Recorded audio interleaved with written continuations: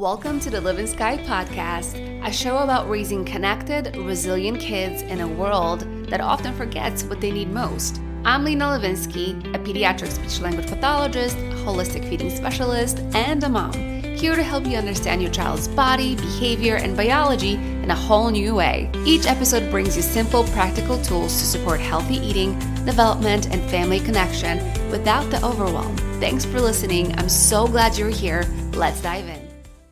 Welcome to the Livin'Sky podcast, your go-to source for healthy living and valuable insights into child development and family health. I'm your host, Paulina Livin'Sky, or Lena for short. As an SLP specializing in feeding, and most importantly, a mom, my work in holistic health reflects both my professional experience and personal journey. For over a decade, I've passionately studied and researched this field. Now I work with parents of children with chronic disorders, helping them heal and thrive. Join me for a mix of solo and guest episodes featuring experts in the health and wellness space. I can't wait to dive in, and also, I have a toddler, so I gotta get going. Let's get the show on the road. Welcome to the Livin'Sky podcast. Welcome back to the Livin'Sky podcast. I am thrilled to have you join us today because today is a very special episode. That's because I'm having a conversation with Dr. Alexis Cowan, who is just incredible in the functional health space. She has a PhD in molecular biology from Princeton and operates at the interface of physiology and metabolism, which basically means she studies how our bodies work and use energy. Her focus areas include circadian biology and how sunlight and toxic artificial light affect our health. So she talks a lot about sunlight exposure, not only by getting some sunlight in our day, which is amazing, but getting sunlight exposure at different types of day.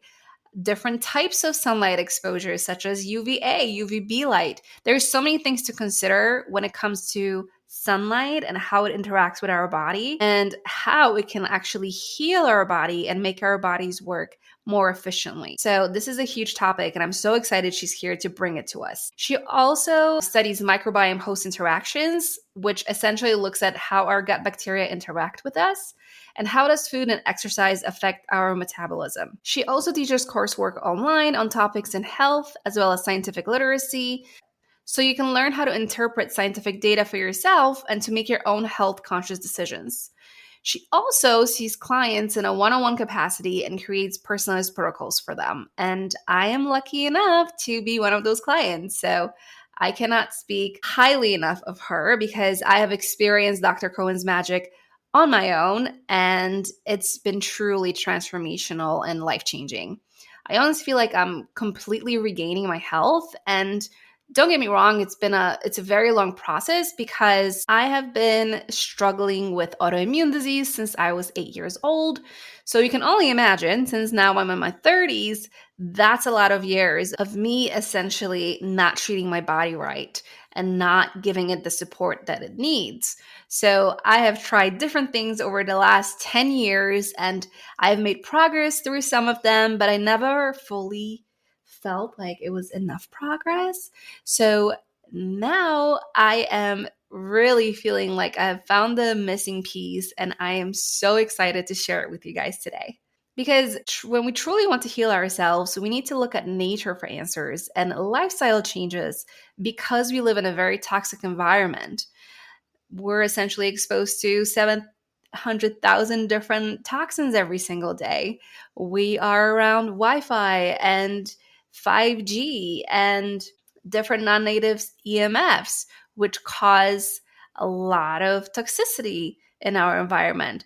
So all of these things, plus our depleted soil, which essentially causes our food not to be as nutritious as it used to be, all of these things play against our health.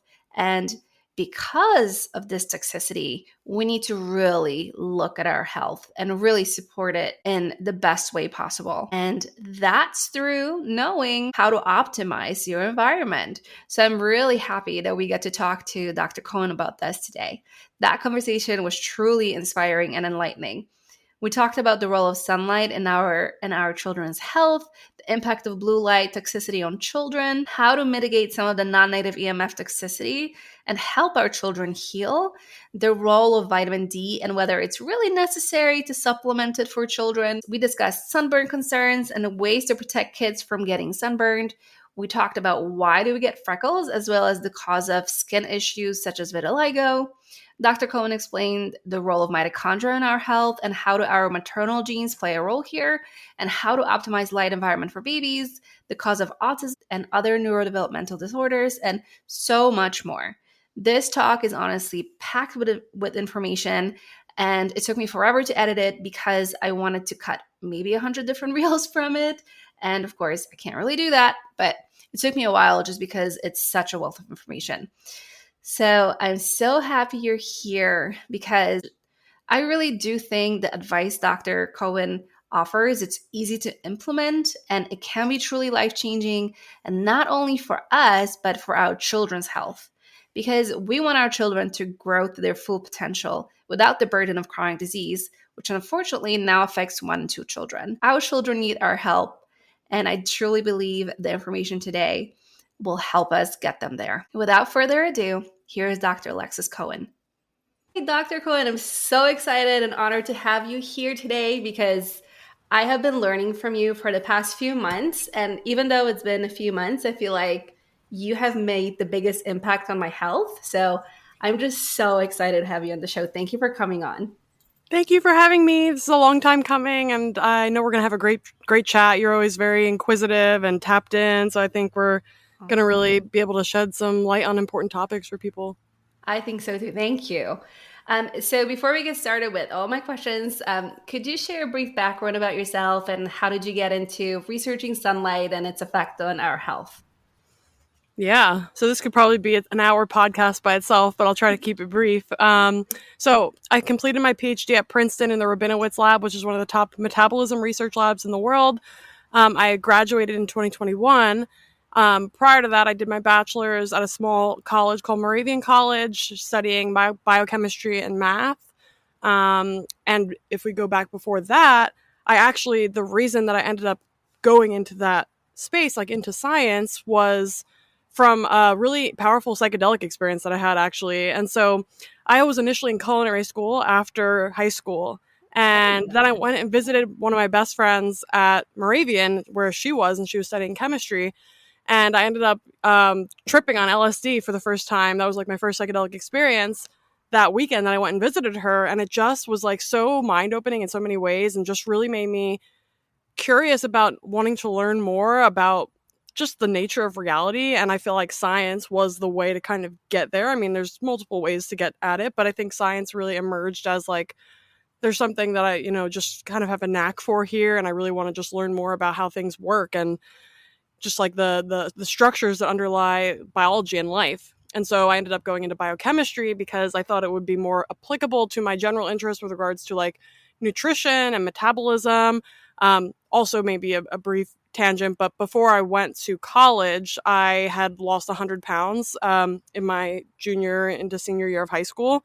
And so that kind of catalyzed part of my healing journey, I would say, because I had a lot of health issues as a child, from like really traumatic dental procedure when I was 2 years old to like chronic recurring strep throat in first grade, then childhood obesity. I think I had a lot of black mold in my home, had a lot of skin infections, respiratory infections, and just overall my health was very poor up through high school. And so the weight loss was kind of the first phase of catalyzing my healing journey and kind of opened my eyes to at least my personal ability to take charge of my health and do something about it. But there were also issues that came along for the ride with that weight loss journey, including an eating disorder, and then shortly thereafter, irritable bowel syndrome or ulcerative colitis as well.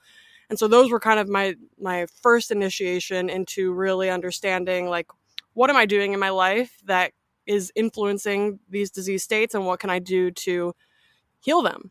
And so that was also definitely underlying my interest in science and wanting to understand more about health, the body, biology, just so I could help myself. And then ultimately always kind of had an interest in helping other people as well.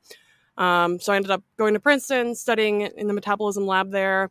Primarily was studying the differences across like ketogenic, high carbohydrate diets and fasting and feeding as it relates to how tissues and different organs like change their metabolism in those different conditions. And then when I graduated, I started my own business because I wanted to work with people. I was particularly interested in working with athletes and other high performers to really work at the performance optimization side of the spectrum. But I very quickly transitioned the bulk of my practice to working with people who are more disenfranchised with the standard medical model, because I found just in my, time spending on social media and people interacting with people online, that there was a huge subset of the population that fell into this category, that were just fed up, that were dealing with chronic diseases, but not actually receiving any solutions for these chronic diseases. And they were just suffering and wanted to figure out how to not suffer anymore. And so that became a major focus of my practice, is like developing protocols and approaches and having consultations with individuals to help them re-engineer their life, essentially, to create health versus just trying to drug or supplement your way out of a symptom. And then I went back to school, kind of. I did a postdoc at UPenn in 2023, which I wrapped up earlier this year. And now I've really been focusing back on my building my business and my brand, with really a focus on just trying to, I would say, scale this information to get it out to more people. Because at some point along this journey last year, when I was in my postdoc, I came across Dr. Jack Kruse's work and the impact of light on biology, and how it's absolutely, there's key wavelengths of light that regulate very crucial aspects of biology. Without them, we run into some real issues, notably like absence or deficiency in sunlight in particular, and key wavelengths within sunlight is a huge problem from a chronic disease burden standpoint. And so I went down the rabbit hole on that starting last year, and I've basically kind of reconfigured my entire practice to be able to unpack this information for people so that it's actionable, understandable, and also just really kind of pushing the boundaries of the science and like the practice of lifestyle optimization and disease remediation as well. And so, I mean, I've seen the most transformation in my own health and life since living a more outdoor style lifestyle and really reconnecting with nature and helping other people to do the same. And like the results that I hear from all the time are just, miraculous. And it's just so simple. It's nothing complicated. It's basically free. And so I feel like it's the most empowering space to be in right now. And I'm really excited about it. Oh my gosh, yes. This is incredible, because I have started applying this to my life, and I've been on this healing journey for years and years and years, and I've seen just so much change in my body over the last few months. And I'm like, oh my, this is incredible. Like, I literally feel lighter and energetic, just even grounding and being in sunlight. Like, it's a physical phenomenon, and it's just like our body is craving it, and we're just not talking about it enough. So thank you for being in this space and bringing this information to us. It's my pleasure. I'm literally obsessed with it. I can't shut up about it. People probably get annoyed at some point, but I'm like, I can't. I'm just like word vomiting everything that I know because I just want to help people. And I'm just like, it's very interesting science too, which makes it extremely fun. It's not only practical, but it's very intellectually stimulating.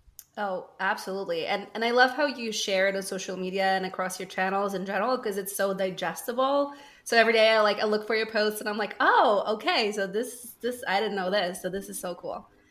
I try to show up before, like actually only earlier this year, I started posting very frequently. I was trying to post every weekday because there's just so much information that people don't know. And I think it's easy for me to just assume like, oh, people will know this, I don't need to post about it. But actually, no, it's like really, we need to dial in the basics, providing that information, and also in repetition. So it's really like people are reminded about it frequently. And then it starts like kind of getting, let's say, worn into the system so they can kind of put it on autopilot and don't have to think about it as much. But there's, especially because of all the propaganda and like the anti-sun rhetoric that's in our culture, we really require like a lot of, I would say, like reassurance, or just like reapproaching the science that already exists to show like, actually, no, this is not only is it safe to go out in the sun, but it's absolutely essential. It's not negotiable. Oh, 100%. And my podcast in general focuses on children's health.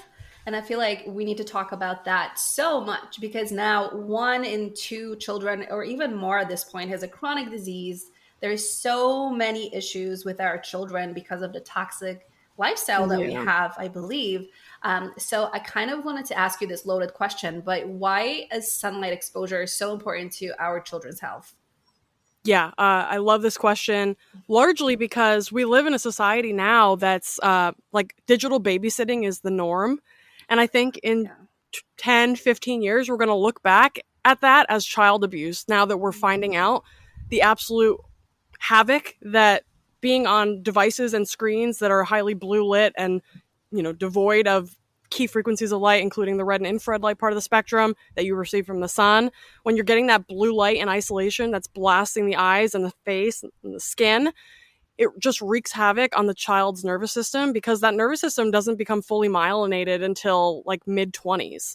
And so that means the nervous system is actually more vulnerable to outside forces, specifically like electromagnetic forces, especially the non-native ones, because our biology did not evolve to encounter them. So that includes like the LED lights, the fluorescent lights, like the white ones, all of our device screens, the tablets, the phones, the computers, the TVs.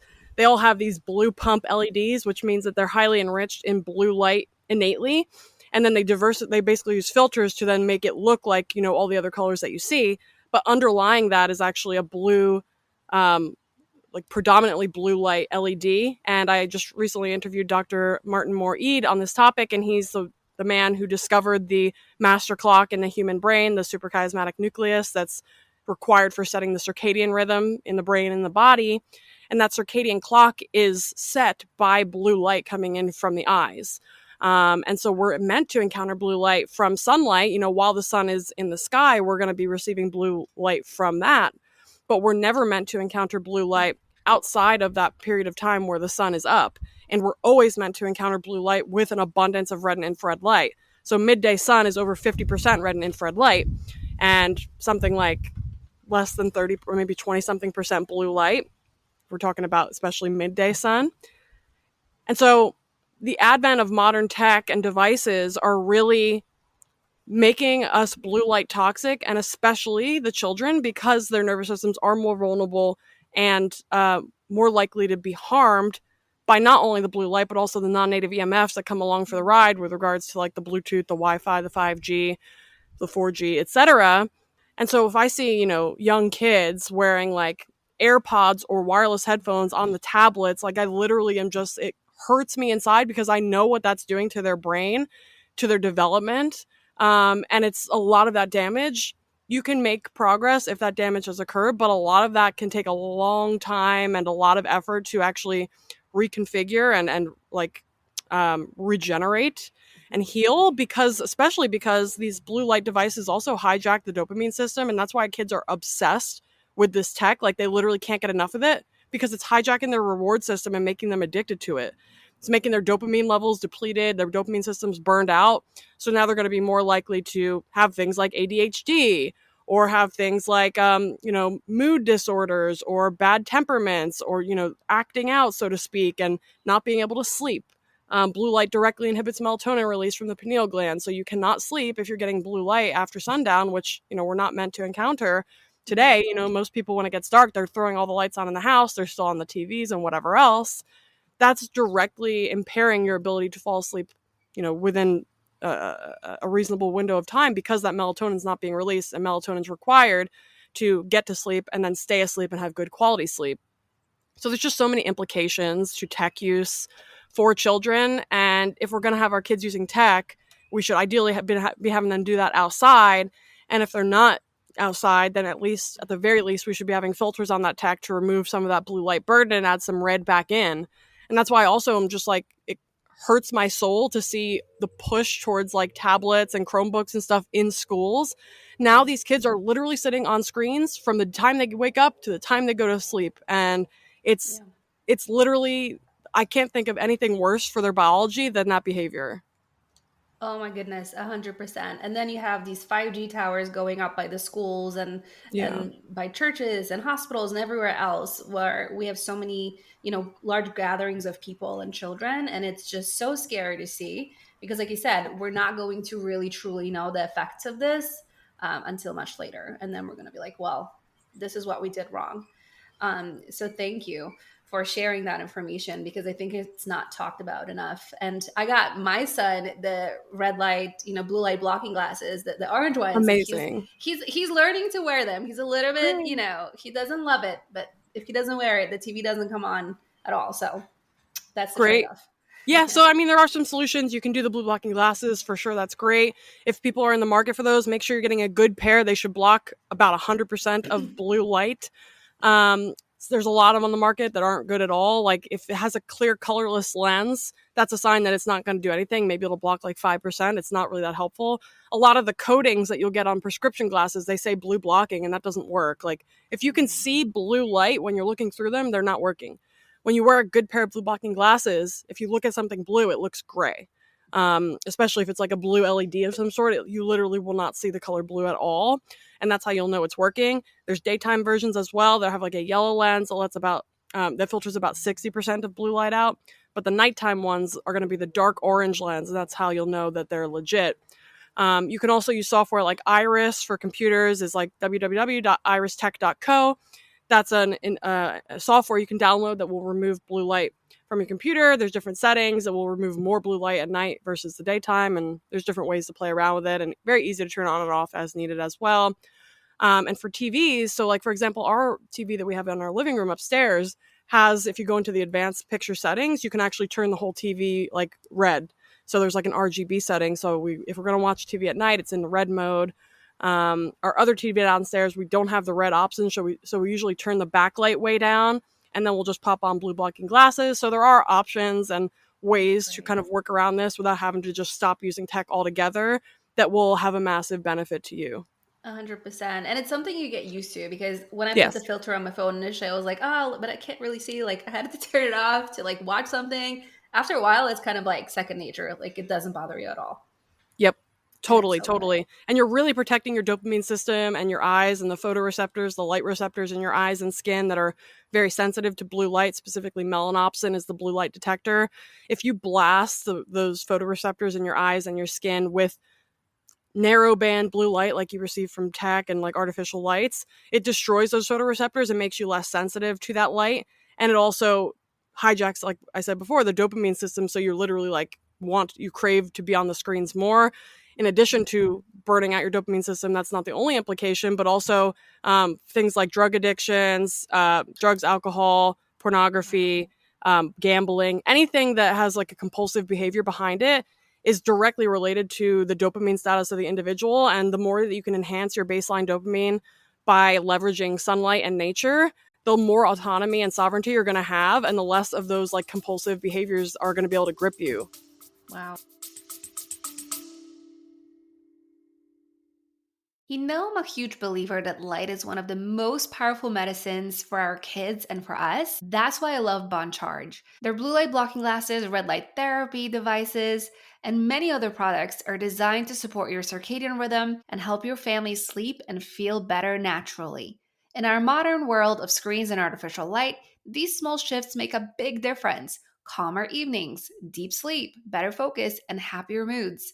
I use Bon Charge products every single day, and even my son has his own pair of blue light blocking glasses for evening story time. You can check out all their products at boncharge.com and use code LENAL to save 15% off your purchase. And now, I know being in sunlight will mitigate some of the blue light effects, but how about the EMF effects? Does it mitigate it as well? Yeah, so I would say yes, because sunlight is innately supportive to the mitochondria.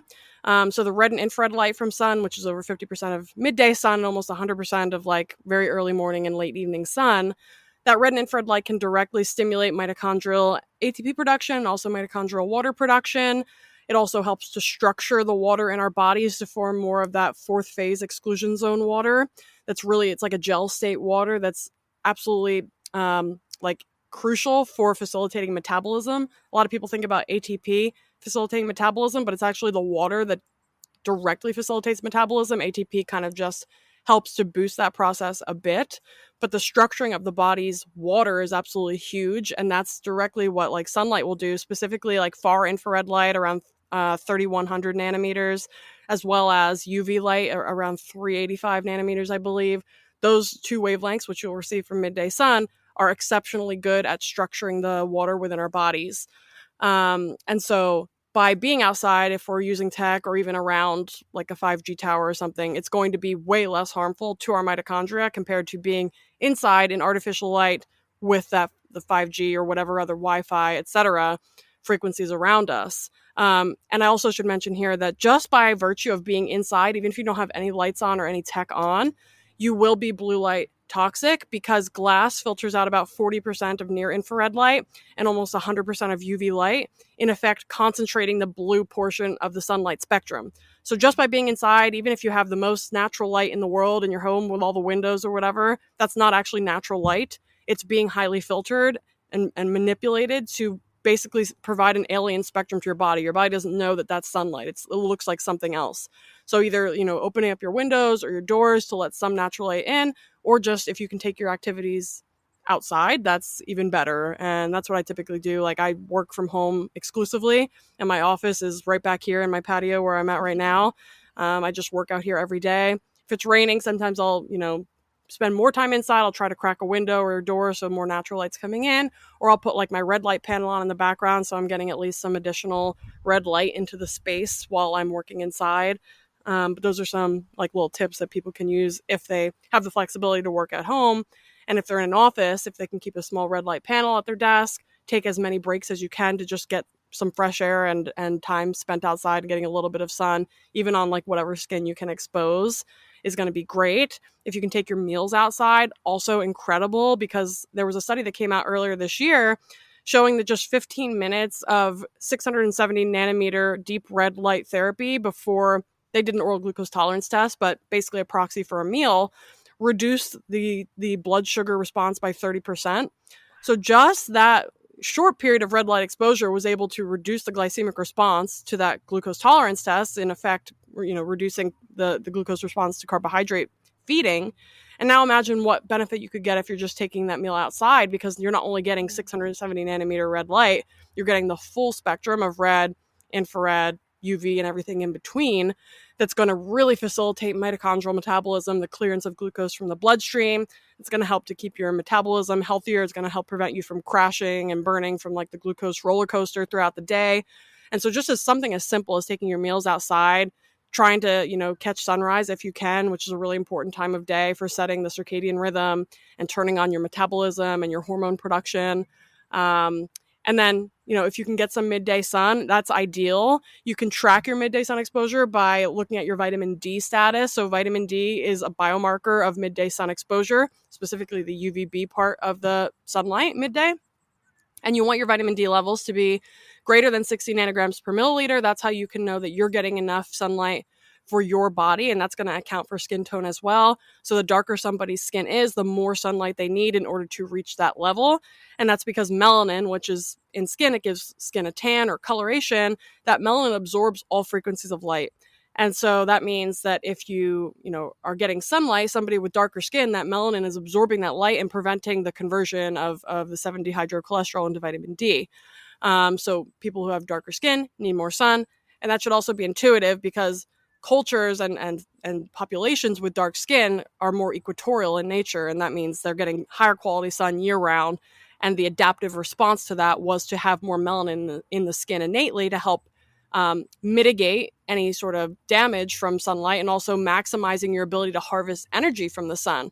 So something a lot of people don't know is that when sunlight strikes your skin, melanin actually takes that energy and it can split water molecules in the vicinity into H2 gas, hydrogen gas, oxygen gas, and 4 free electrons. And those free electrons can actually directly power metabolism and the mitochondria. And so, in effect, simply by going outside and getting your skin in the game, as Dr. Jack Kruse would say, you're going to be gaining free energy from your environment. And if your bare feet are on the ground as well, you're going to be getting free electrons from the earth too. And so together, like, you're actually getting a meal without even putting a single piece of food in your mouth. And so it's extremely supportive from a mitochondrial energy standpoint to make sure that we're not just focusing on diet, which is only 1/3 of the equation, that we're also maxing on the grounding and sunlight part of the equation as well. Yeah, and that can be so fun for kids to do.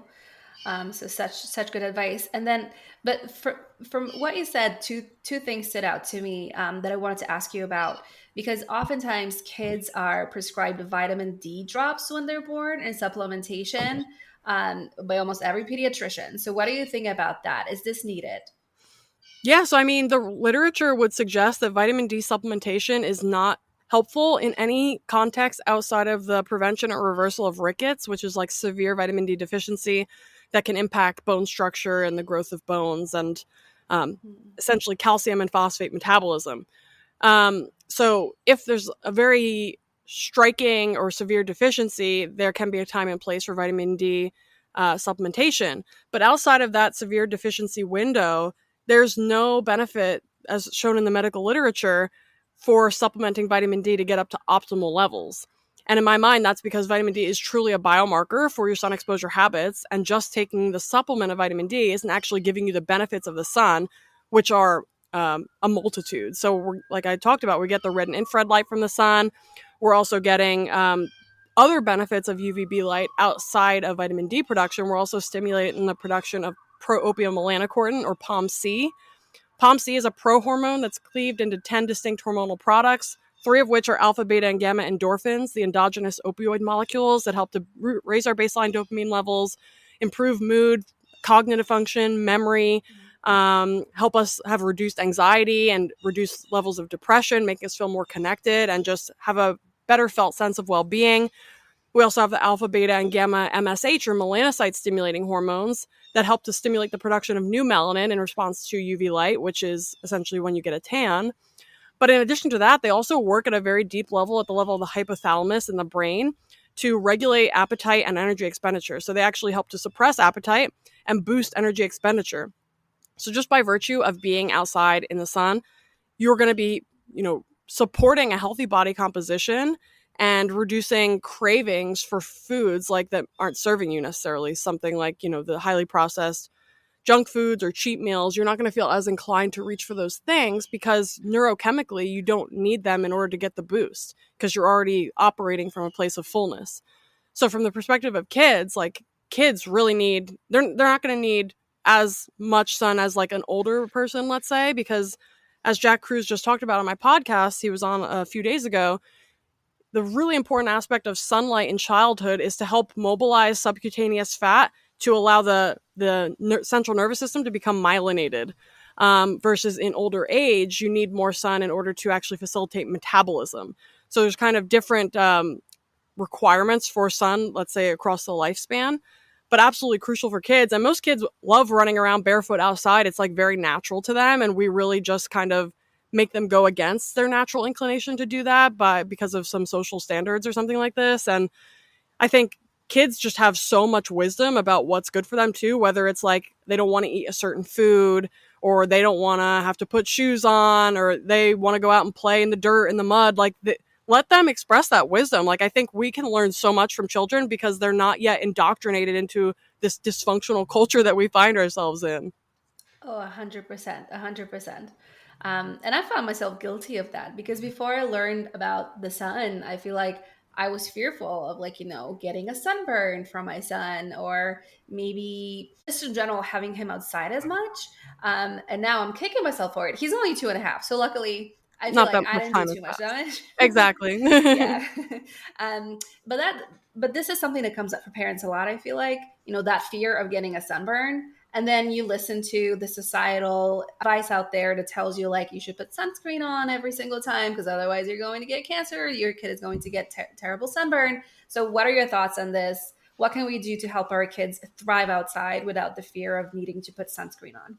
Yeah, so I think nature sunscreen is shade. Like, leveraging shade whenever you can, that's great. And you're still getting a lot of benefits of indirect sun exposure just by being outside with like naked eyes and, just being grounded in nature. So that's a really, like, the number one thing to do. And like, that doesn't mean like they can't ever go in the sun. I think they should go in the sun as well. But you can typically keep an eye on the skin. So if it starts to feel like it looks pinkish or they're complaining about it, like, typically you can kind of see when a burn is starting. So I would say, you could probably gauge that for yourself and in your specific situation, and then kind of get a feel for how much sun time your child can tolerate before getting burned. I also don't think, burning is necessarily the end of the world. I think there's a lot of propaganda around sunburning. And I mean, we even see with regards to like melanoma rates, that chronic regular sun exposure is inversely associated with decreased rates of melanoma incidence and mortality. And yet there's all this propaganda around the sun and melanoma when it seems like if you're getting sun every day and time outside every day, you're actually protected against it. And so I think one of the biggest problems people have is intermittent sun exposure, where they're never in the sun, and then they go on vacation, they blast themselves, they get burned to a crisp, and then maybe they do that a couple times a year. Meanwhile, what should be happening is you're building this solar callus throughout the year. You're gradually increasing your sun exposure. You're starting early in the year, so like the sun intensity is ramping up as the months proceed towards summer. And by the time summer rolls around, you have melanin in your skin. You have this so-called solar callus built up, that Dr. Jack Kruse coined. And then you're going to be able to tolerate more sun without burning, and you're going to be able to harness more of the benefits of that sunlight. Yeah. And so intermittent sun exposure in the literature is very clearly associated with a variety of skin cancers, SCC, BCC, and melanoma. But chronic regular sun exposure is inversely associated. So that essentially what that means is we need to be getting out as often as possible, gradually dosing our sun, keeping an eye on our skin, making sure that we're trying not to burn. But I would say if you burn, like it's not the end of the world. And there's a lot of behaviors that we have as modern humans that actually increase our risk of burning, including things like over consuming omega-6 fats relative to omega-3s. Most Americans are highly deficient in docosahexaenoic acid, or DHA, which is the long-chain omega-3 fat that's found in animal foods like fatty fish. It's also in lamb, but fish roe. You can even eat things like shellfish are great, oysters, scallops, clams, mussels. Some whitefish as well will have a decent amount, not as much as like salmon and sardines and mackerel.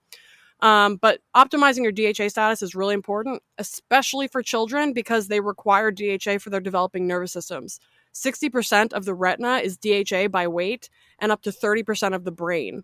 And DHA is what's literally required at a quantum biologic level for your body to render reality from moment to moment. So the reason that you can see and that your brain is interpreting reality is because DHA is converting light energy from your environment into electrical impulses that then recreate reality in your mind. And so it's really amazing, and it's absolutely crucial. And so many people are not getting DHA in their diets.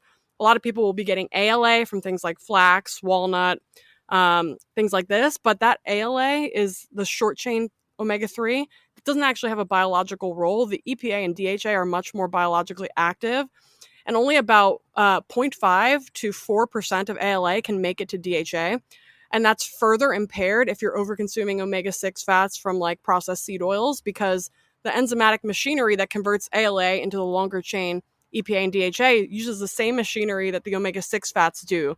And so if you're consuming a lot of those omega-6s, it's going to outcompete that enzymatic machinery for elongation to form the DHA. So most people are just literally not getting any DHA whatsoever, either directly through their diet or through conversion of ALA.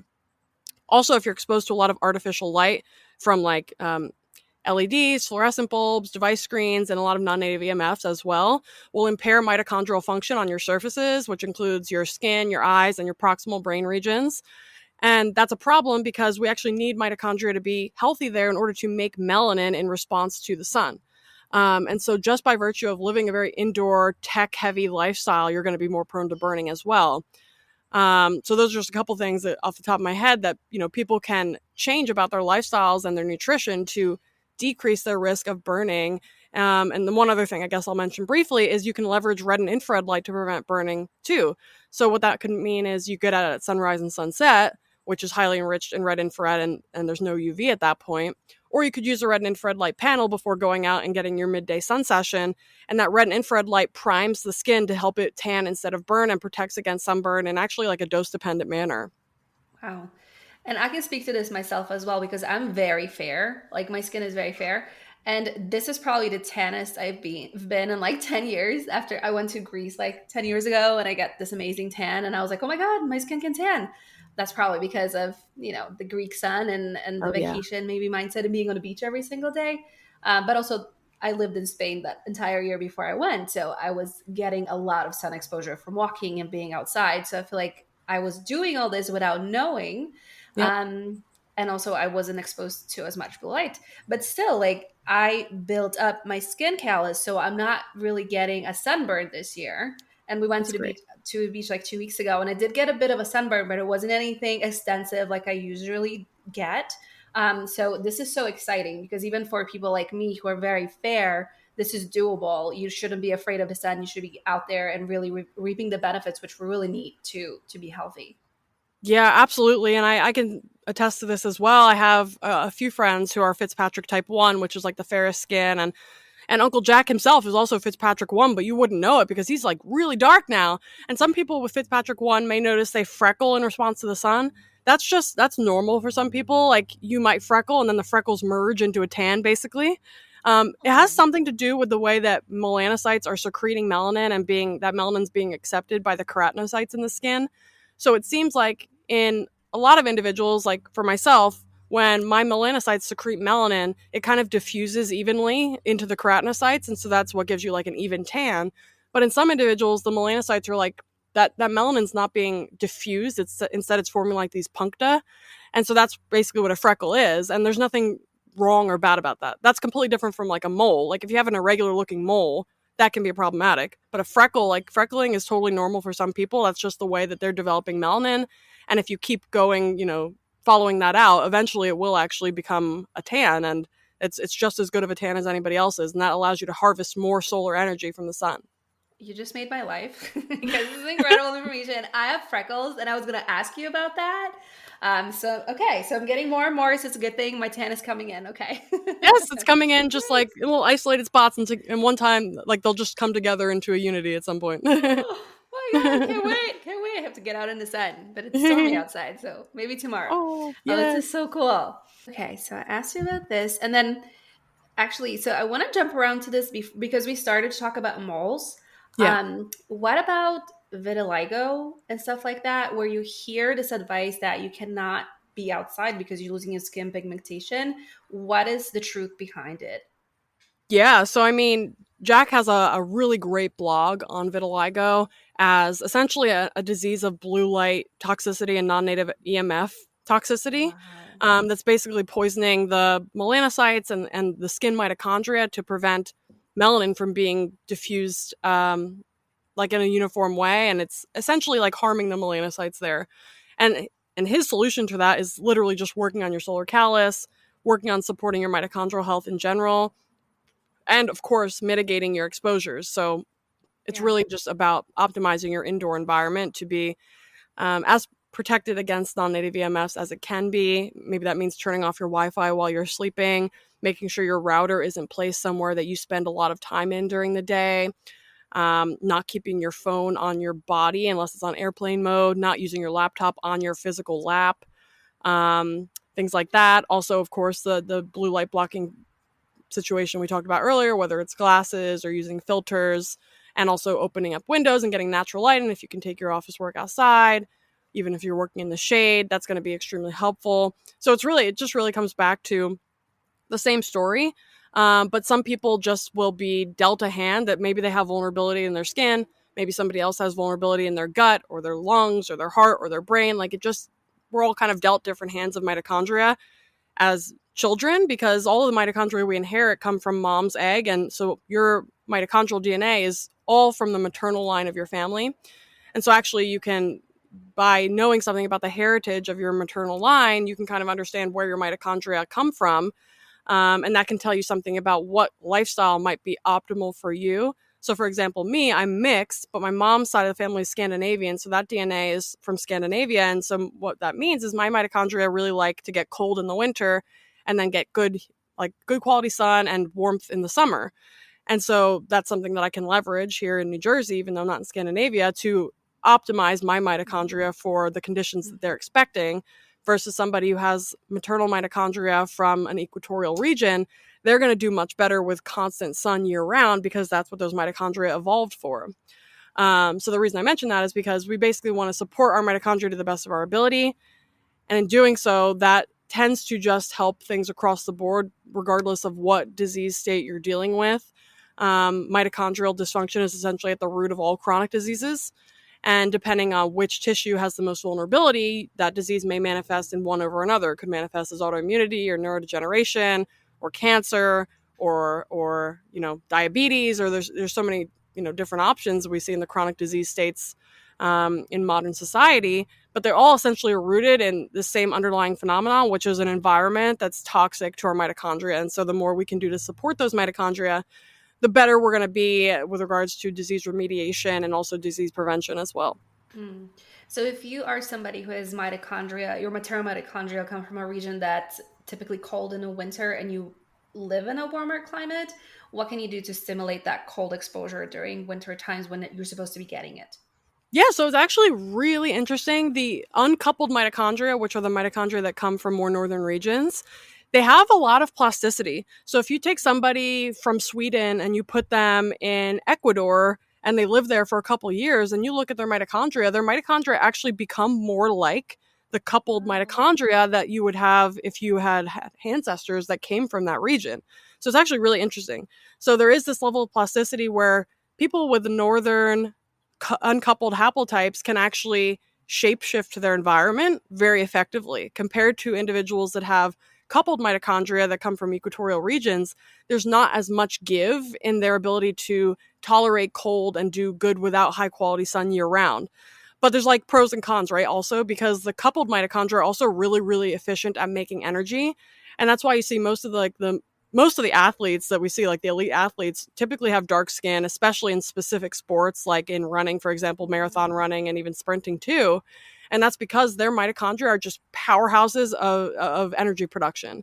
And so they just kick butt in athletics because energy is the name of the game when it comes to performance. And so there's absolutely benefits to that. But then there's also cons in like this inflexibility to tolerating more northern regions or northern climates where there's poor quality sun for part of the year. And I think that's really one of the primary reasons why we see such disparities in health outcomes among Black and brown communities in the US, because most of the continental United States is pretty high in latitude. So here in New Jersey, I'm around 40 north latitude. And obviously that means, during the winter time, there's at least a couple months where we're getting barely any UV at all. And so for individuals who have these coupled mitochondria that are expecting good quality sun year round, this can be really problematic from a metabolic health standpoint, a mitochondrial health standpoint. And so whether that means, buying some like a Spurdy device and a red light panel to use inside to at least get some UV that way, or maybe taking like a week or a couple weeks vacation in the middle of the winter to at least bank some vitamin D and support your system. Either of those strategies can work, and it can be really helpful, especially if you're somebody who has those coupled mitochondria.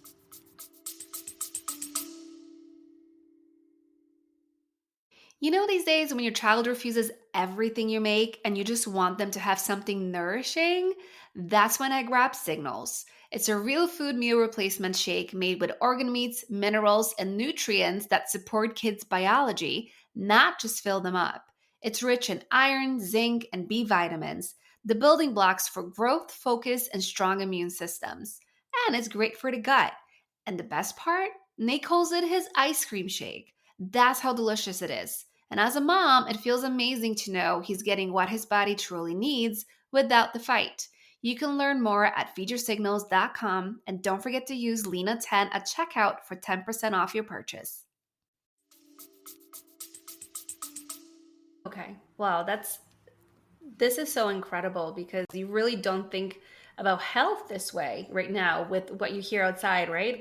And social media, and everybody else is talking about food and exercise and the big things to do to be healthy. So, and these things are so simple and that you can do to really support your mitochondrial health and your health in general. And we're just, and they're so easily accessible and free. So I wonder if this is why we're not talking about it, or we just do not know much. Yeah, I mean, I think there's certainly a lot of ignorance around light in general. I mean, the electric power grids didn't roll out until the late 1800s. Mm-hmm. Prior to that, we had, candlelight and fire in-house, basically, and that was the extent of indoor light. Firelight is almost entirely red and infrared light. There's no blue at all, so it's not very disruptive to melatonin, relatively speaking. But starting in the late 1800s, we really started, electrifying the world. And we became this like industrious society of people who could essentially work 24/7 and, at the expense of your health. But we didn't realize at the time the role of light in regulating biology at a very core level. And I think at some point there became a conflict between, let's say, like economic incentives and healthcare incentives, because at some point, even when we learn the information, like actually this is a big deal and we're running into problems in health and we have this incredible disease burden, well, now there's some certain level of like doubling down versus admitting wrongdoings that I think is just part of human nature to a certain extent, especially for people in power who want to stay in power. So I think there's definitely some aspect of like willful ignorance in that context. Mm-hmm. But I think people are really waking up to this, and the information seems to be really resonating with, my community and people DMing me every day, just like so thankful and just shocked, honestly, at this information because it's just so not in the mainstream whatsoever. But it's also very intuitive at the same time, and it really resonates with people because, like, yeah, actually, I feel really good when I go outside and spend more time in nature. And yet, like, I've just been denying myself of that due to, what I was told by some propagandist or a physician or something like this. So I think a lot of it is just really coming home to yourself and your own wisdom and intuition around what's good for your body. And that's really my ultimate goal as well, is to empower people to be able to make good decisions for themselves. And that's another really beautiful thing about optimizing your light environment and getting back into the sun, is that your critical thinking skills get better. Your ability to think in a more flexible way, in a less dogmatic, rigid way, that improves too. And so just by getting outside more, you can start to see more clearly and think more clearly. And that can just, has so many implications to and an ability to change your life in a very meaningful way. Yeah, absolutely. I feel this way. I feel like my mind has been clearer the last few weeks even than has been in a long time. And it seems surreal, but I feel the effects of it on my body just by being outside so much more. So if we were to do like a case study on a baby, what are some things that we can do to optimize their development to help them really grow up to be healthy in this sort of toxic environment we live in right now? Yeah, so I think the biggest thing to know is that light and the circadian rhythm is just as important for a newborn or a young child that it is for us. And I think a lot of the issues people run into today of, children not sleeping and being really fussy and having lots of issues with, let's say, latching or, basically any common issue you can think of in very young children will honestly improve if you dial in that light environment, because their bodies are also expecting some level of rhythmicity in light. Like there's a certain time of day where the light's out and there's a certain time of the night where it's darkness. And so many people are especially missing that dark period at night because a lot of us won't even think about it, but non-native EMFs are a form of light and our bodies interpret them as such. It's just part of the non-visible part of the light spectrum. They're called radio waves. And so even, a lot of non-native EMF in the environment can be interpreted by the body as a form of light, which is problematic because we need darkness at night. So optimizing the nighttime environment, making sure that like throw electric tape over any indicator lights on devices or light switches, blackout curtains, if there's any sort of like street lights outside of the window of the nursery or in your own room. Making sure that all the lights in the house starting around sundown are turned red. I recommend getting like color changing bulbs, or you can get red bulbs, exclusively red bulbs, so that you're not turning on any bright white lights at night, because that's going to be problematic for you and the baby. And you really need the baby's circadian rhythm to be anchored into normal, regular light and dark periods, because that's going to really help them sleep and them grow and regenerate and recover as well, because we really need these anchor points of light and dark in order to allow our bodies to engage in the processes that they do in discrete ways. So, for example, during the daytime hours, our bodies aren't focused on rest, recovery, regeneration. They're focused on making energy. They're focused on cognitive power and mobility, movement. And at nighttime, that's when we're getting into a regenerative phase, autophagy, like the cellular cleanup crew that's coming in to take out any garbage, making sure that, your metabolism is functioning well, that you're cleaning out your cerebrospinal fluid, that all your tissues are being tended to essentially, so that you can go into the next day kind of starting with a bit of a fresh slate. But if we're never getting that dark period at night coupled with the bright light during the day from the sun, the full solar spectrum, then we're going to basically be wearing and tearing every day overnight, because we're never getting into those discrete phases properly. And the same applies for children, even exceptionally so, because they're developing so rapidly. They need exceptional inputs into their system in order to anchor their rhythms. That's going to set them up for a healthy childhood and beyond. And that also includes, like breast milk and formula, which is a whole can of worms, because there's literally no good baby formulas on the market, infant formulas in particular. I'm trying to do something about that soon. I'm really, really going to try, because it just makes me really sad, because I know there's a lot of women who aren't able to pump enough milk and have enough milk for their child. And I think also, in my opinion, is related to the light story and the environment too. Like, if you can support your body as a mother by being outside more, you're probably going to be able to produce more nutritious milk and more milk in general for your baby. But the DHA content coming from the milk is so crucial for that developing nervous system. And we also know that the DHA coming in through the mom's diet directly influences the amount of DHA in the milk. So the mom's diet needs to be dialed in. You need to be getting enough fats and proteins and enough DHA in particular in order to make sure that your breast milk is actually providing the nutrient density needed to your baby. And so that's kind of a whole list of things. There's a nutritional side of things, but the light side of things is really, really crucial, because it's what's going to anchor that child's rhythms in, that's going to proceed with them through, early childhood and beyond. And so it's absolutely crucial part of development, especially because, again, that nervous system is extremely vulnerable. There's essentially like no myelination occurring when, like, just after birth. That's going to gradually increase up through 25 years of age. But anything you can do to mitigate non-native EMF exposures and artificial blue light exposure is going to be an absolute huge game changer for that baby.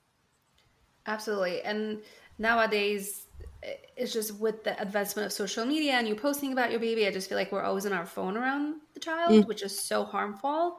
And I found myself doing something very similar, even though innately I knew I wasn't supposed to be. But, you're up at 3 o'clock in the morning feeding, which is the worst thing you can do because you're literally blasting yourself with blue light. But it's like you're so tired and you go on it. So there are things to think about. And I also think the baby monitors are a big problem as well, because not only because of the light, but also because of the EMF. And I actually have one that's supposed to be really low EMF, but I got an EMF reader recently and I checked it and it was so high. It was so high. It was just blasting in my son's room. And I noticed the last few weeks, and I don't know, this is just because of also us getting more sun exposure and everything else, but once we stopped using it and just leaving the door open, I feel like he wakes up happier because he used to wake up and he used to be so grumpy.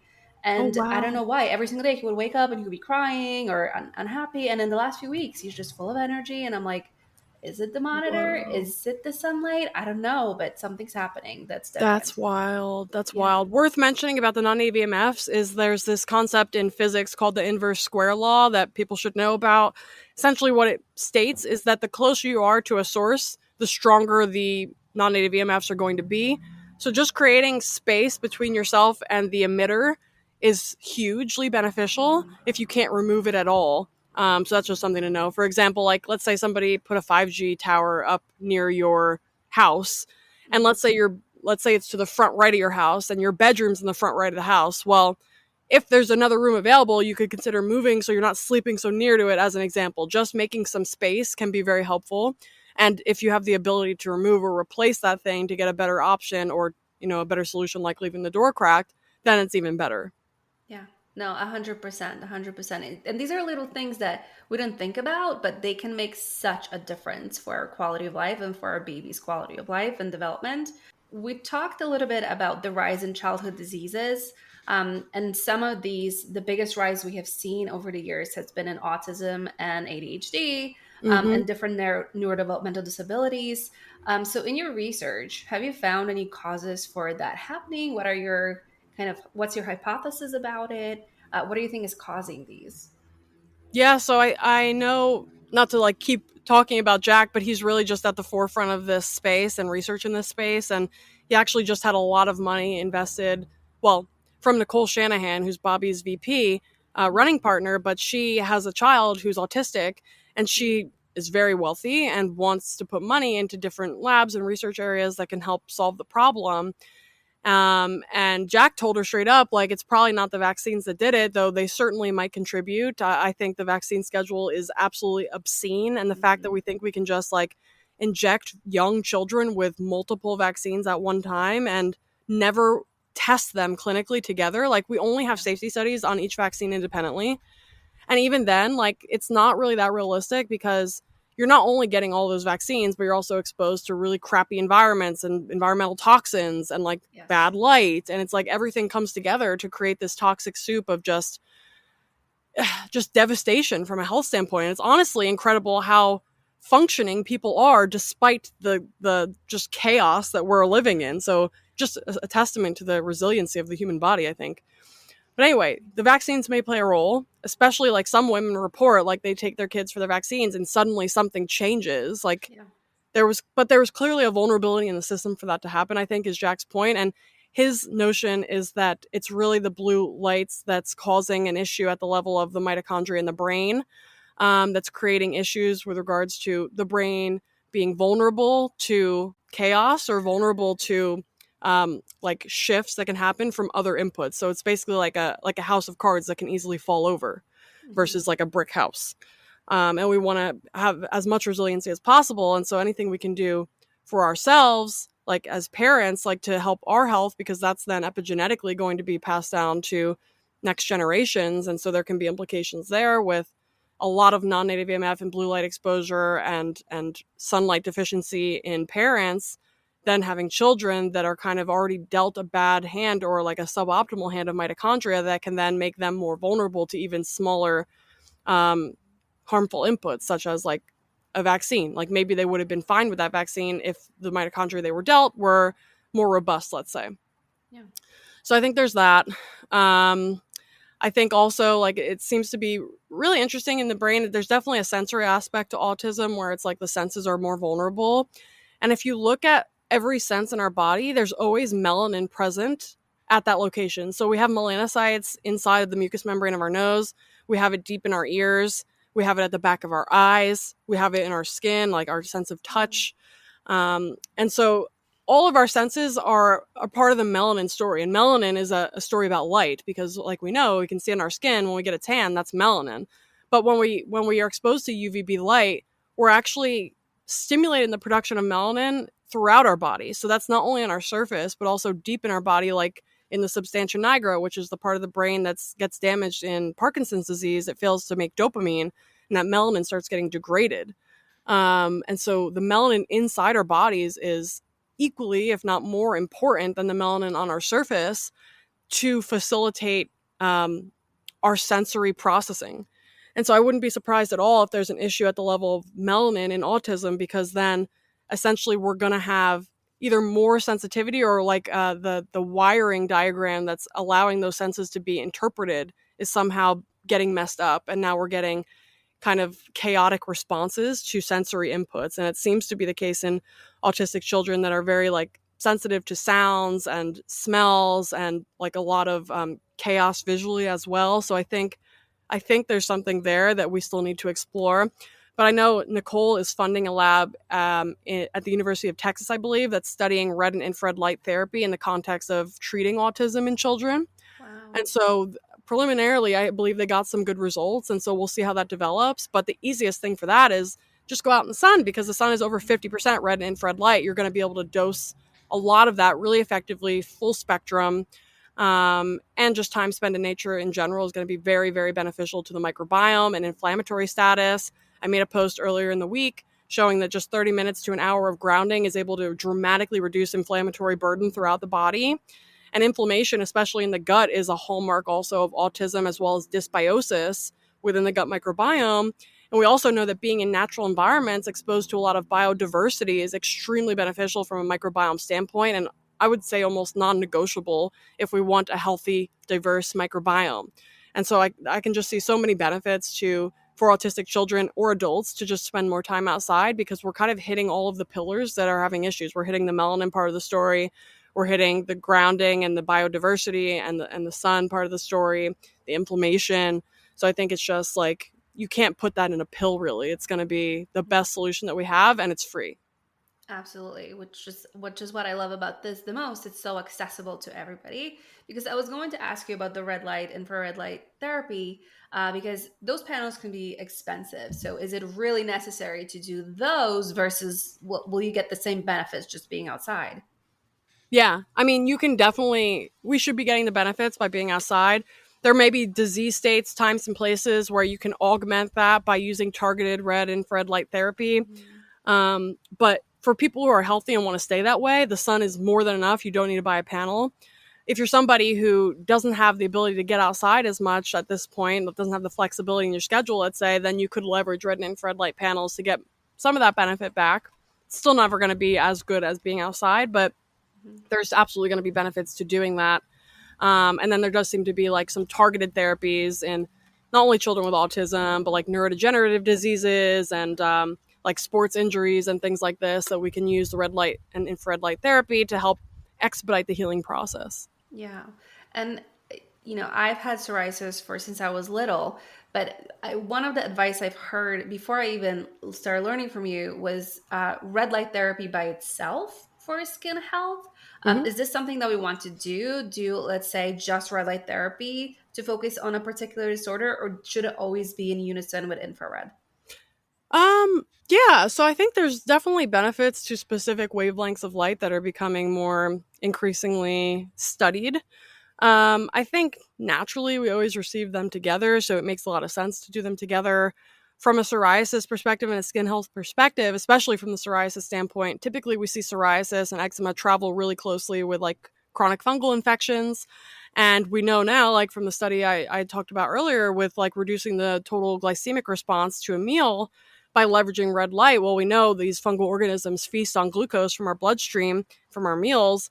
And so the more that we can reduce that glycemic response, the less there's going to be available to feed those organisms, and it's going to help to reduce fungal burden and just overall improve metabolic health and glucose control in the circulation, which then over time can really help to clear up stubborn fungal infections. But again, you can get that benefit from just taking your meals outside and spending more time in the sun. For targeted skin health, like let's say you want to reduce fine lines, wrinkles, or like injuries on the surface of your skin, or maybe in tendons or ligaments just underneath the skin, then targeted red light therapy does seem to be very beneficial in that context. Typically it's together. The 810 nanometer infrared light tends to be the best one to penetrate deeply into the body, so that one can even go through bone. So depending on where the injury or the issue is, at what depth into the tissue, or if it's on a surface level, there may be some preference to using some wavelengths over others. But I would say as a general rule of thumb, it's good to use them together, and you kind of get like a full spectrum, both an inner and an exterior benefit to using those. Oh, absolutely. That's amazing to know that. Thank you. Now, going back to autism and neurodevelopmental disabilities in general, and just chronic health conditions, we talk a lot about detoxing, and functional providers oftentimes want to test specifically for what's going on in your body. So they might want to do like a stool analysis or a urine test analysis or blood work, and those things are expensive. Like, do you feel like we're kind of getting away from the problem a little bit, or do we really need to know exactly what's going on in the body to get better? Like, what are your thoughts on this? Yeah, I have lots of thoughts on this because I really see all the testing and supplements as largely like a scam. It's also ironic because the same people, the functional medicine providers that will do all of this testing and supplementation, will be knocking on the allopathic doctors for using the prescription pad to solve people's problems, but they're just doing the same thing with testing and supplements, and it's extremely expensive. I know people who were spending like $10,000 a month on like supplements and testing. And it's absolutely insane. Like, I want people to be spending money on solutions, not testing. Like, let's look at your lifestyle, look at what you're doing, how you're living, what you're eating, where your home is. And then from there, there's already going to be plenty to optimize there, because we're all modern humans living in this kind of like weird space where we're trying to figure it out. And most homes just, are highly suboptimal in a variety of ways, whether it's mold, whether it's, no natural light coming in, you can open up the windows, whether it's, whatever toxins, asbestos, like whatever is in the home is a whole can of worms. But if we can use that money to actually build a beautiful outdoor space for you to spend time in, we're going to be hitting a lot of nails on the head, because, for example, in the mold situation, just by getting you out of the house, we're already reducing your dose and the burden of mold on your system. So even if we're not yet even addressing the mold that's in the house, we're already improving your condition because we're just getting you out of the environment that's causing the issue. So the more time you can spend outside, the less you're going to be exposed to concentrated mold toxin, recirculated air, these semi-sterile indoor environments that have more viral particles and microbial communities that aren't really natural. There's a lot of issues with indoor environments in general that can be remediated, but I think a lot of those issues can be solved by just spending more of your time outside. And then if we want to do testing, like I think doing like mycotoxin testing in urine can be helpful in cases where we suspect mold, just because once you know it's there, then we can kind of go look for it wherever you spend time, whether it's at home or like at a job. But outside of that, I don't really see very much benefit in testing unless people have like the excess income that they're willing to they want to know the data and they want to be able to track numbers over time. Like some people are like that, and that's totally fine.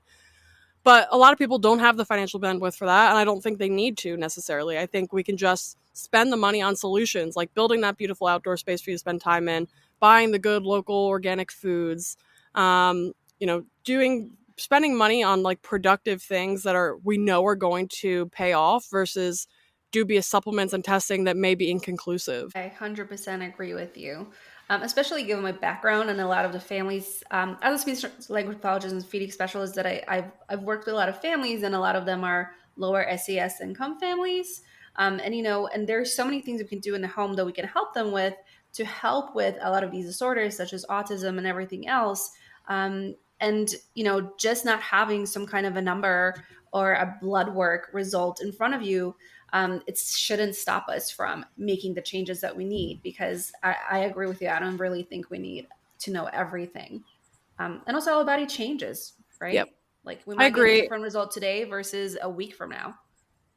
I totally agree. And I think the testing is also in a bit of hubris. Like we don't actually know what we're looking at half the time, specifically with like the gut testing. So we're just at like scratching the surface and understanding the gut microbiome. And for us to think like these microbes are good and these are bad is just a really elementary way of thinking about it. I think it's going to shake up to be more like, we want specific ratios of certain bugs.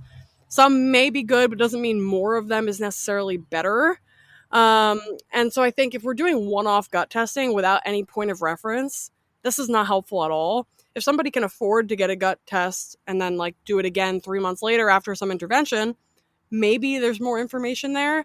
But again, I don't really necessarily think we know what a good and a bad microbiome look like. I think it's going to be highly individual.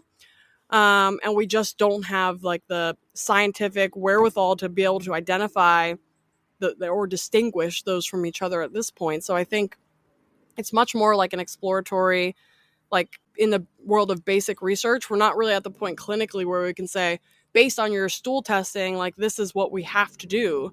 Like it's really just not that clear cut in the world of microbiome research. And I think there's been a lot of not lying, but just like misleading people into thinking that there's something going on that isn't necessarily happening just because we're misinterpreting the results. 100%. And I feel like this is just across the board with anything, because even in my field, I'm constantly asked about like milestones. Should my child be doing this right now? They're 1.5. How many words should they have? How many things should they be doing? And it's just impossible to tell. Every child's different and everybody's different. So the same thing goes for our gut microbiome. It's mind blowing to me, how we're misinterpreting the data so much. I agree. And especially because a lot of the science is based off of averages anyway. We're not looking at the N of one individual. And so using that science to then inform like clinical practice, I think is not ethical on one hand, but it's also not helpful because we don't actually know at the level of the individual what's going on specifically for them. We're always comparing to some average normal value, which also has issues because let's say for homocysteine, for example, somebody gets a homocysteine test and it comes back at like a 10 or an 11, and their doctor, doesn't flag that because it's normal. Meanwhile, optimal levels are like under an 8. But optimal isn't part of the spectrum that's provided on those blood work tests because you're only getting compared to the average of the population, which the average of our population is ill. So who wants to be average? But it's like there's no distinguishing between that. And so I think when it comes to health optimization for the N of one individual, it's really a very personalized experience, and it's very hard to find these benchmarks that you should be shooting for. It's going to be highly individual. Oh, 100%. Unless you have like a very chronic issue, like constant diarrhea, let's say, for 10 days, and need to know if there is like some kind of gut bacteria causing this, that's Yes, a place for testing, right? But not absolutely. Because if you necessarily. need like an antiviral or you need an antibiotic or whatever it is, like we want to know what that is, or an antiparasitic. But in the cases where it's like we have these, I don't know, more nebulous chronic conditions that are likely multifactorial and environmentally driven, then we really need to be looking at the environment and not at these like lab tests that are kind of dubious. You're just inspiring me so much. This is amazing. This is great. Oh, so, but I know you have a gut optimization protocol. I'm actually on it right now, like week 2. Not ready for HMOs yet, so I had to backtrack a little bit. But I wanted to talk to you about that and how we could implement something like this for a child who needs it. Let's say they've been on multiple rounds of antibiotics and they really wipe their gut. Like, how can we help our children optimize their gut health? Yeah, so Layer Origin, who makes the human milk oligosaccharides and the reds and the peels, they actually make a kid's HMO. It's basically the same as the adult, but it's Oh, just dosed a bit lower. So you can even just like make that dosing difference yourself by doing like a half scoop or something. You can check the dosage on the label. I can't quite remember, but the ratios are the same. But anyways, these human milk oligosaccharides are really good at feeding bifidobacteria in the gut.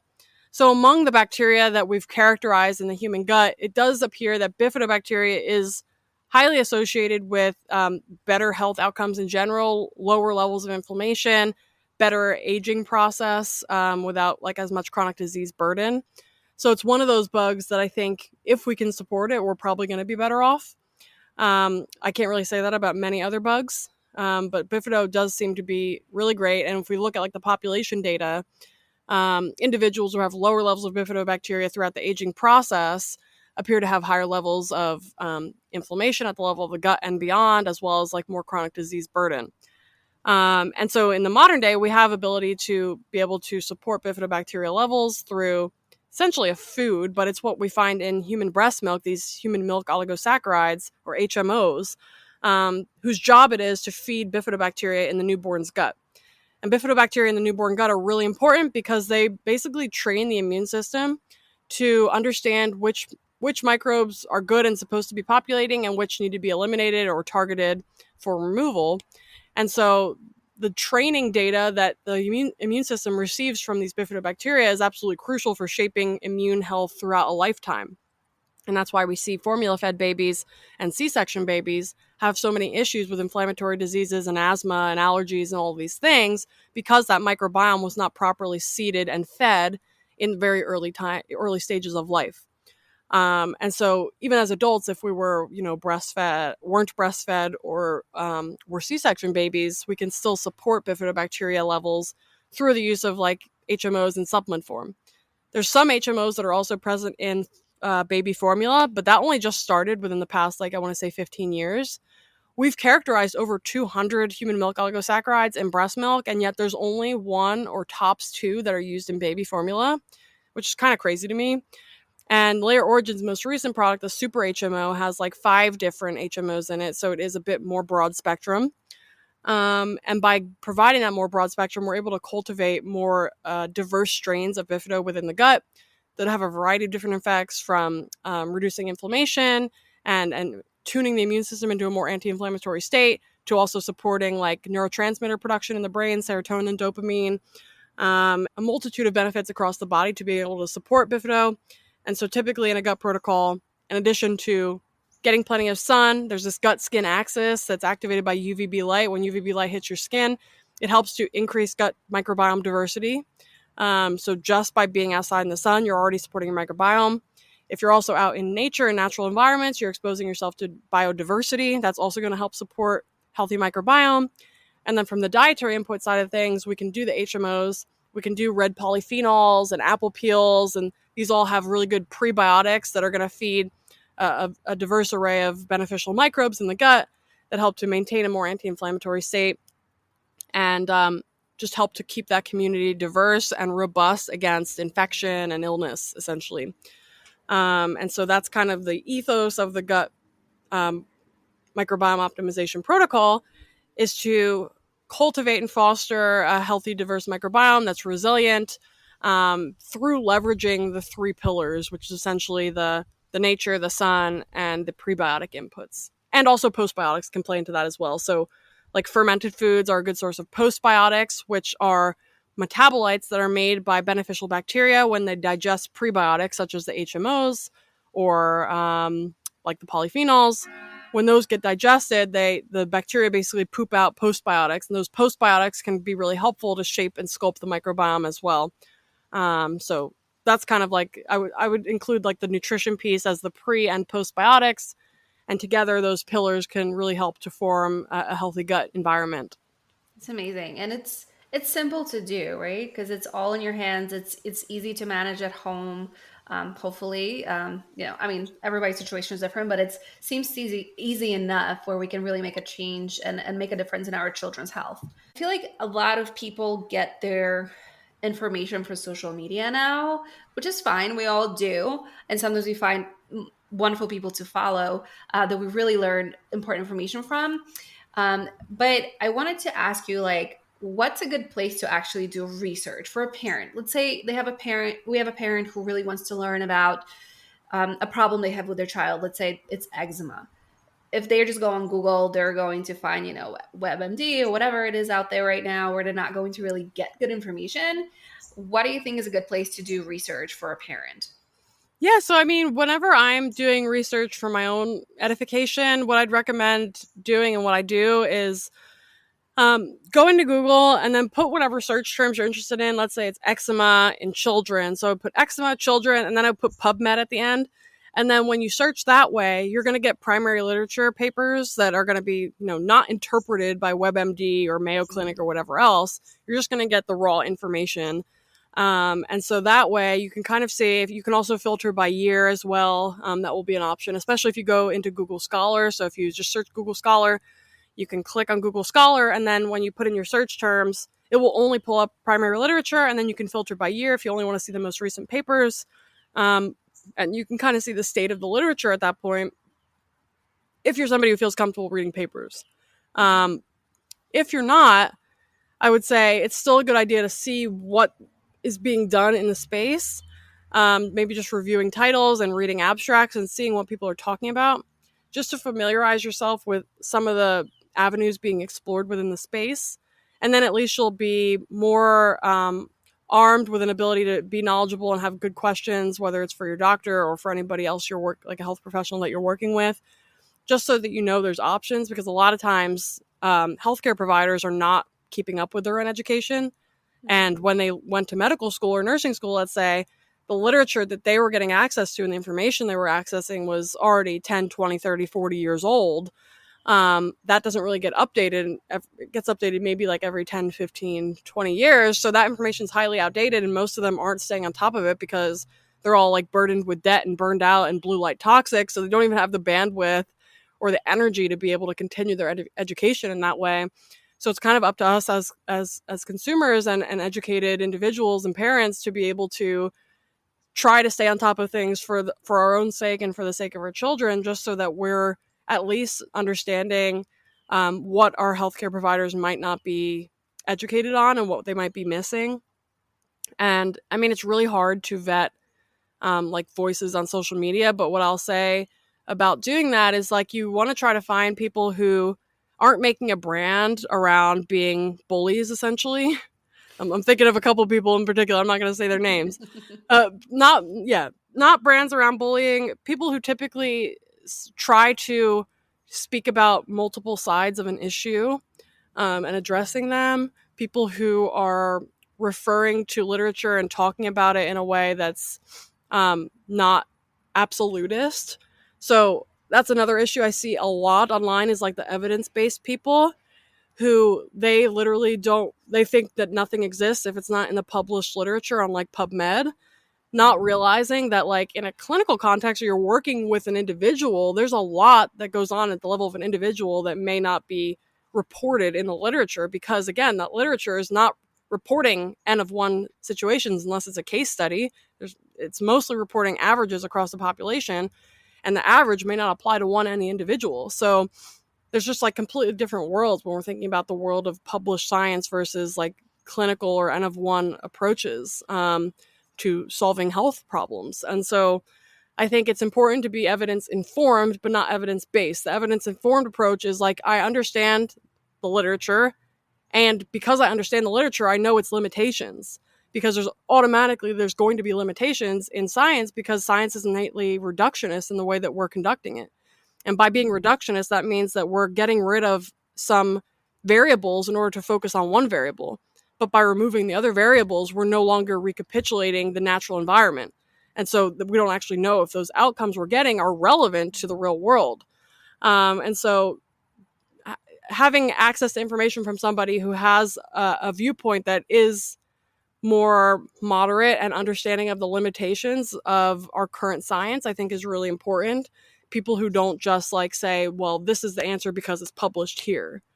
That's a red flag for me personally. And yeah, other than that, I would just say like staying curious and like trying not to get too overwhelmed or scared about.